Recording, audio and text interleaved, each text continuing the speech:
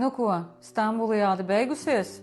Saeima nobalsoja par savas kļūdas labojumu, taču patiesībā nekas vēl nav beidzies.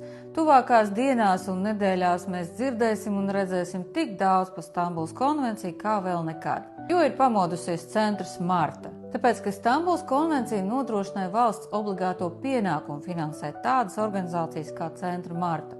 Zaudējot finansējumu Stambulas konvencijas denonsēšanas gadījumā, centram Marta, protams, klāsies slikti. Tāpēc arī visi šie lielie protesti, visi pasākumi, diskusijas, reklāmas akcijas.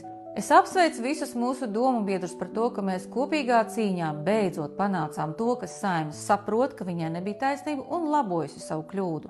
Taču ir jābeidz šīs sarunas par Stambulas konvenciju, jo tās šobrīd piepilda visu informatīvo telpu.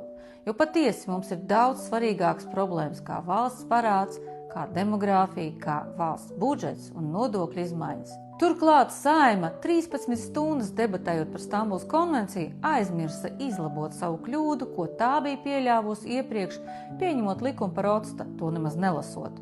Un tā, pateicoties šim teātrim, auto īpašniekiem ar 1. novembri nāksies pirkt octa stāvošiem auto. Nē, protams, deputātiem patīk apspriest dažādas lietas un ilgi diskutēt, taču viņi nedrīkst aizmirst to, ka viņiem ir jālabo kļūdas, ko viņi iepriekš ir pieļāvuši.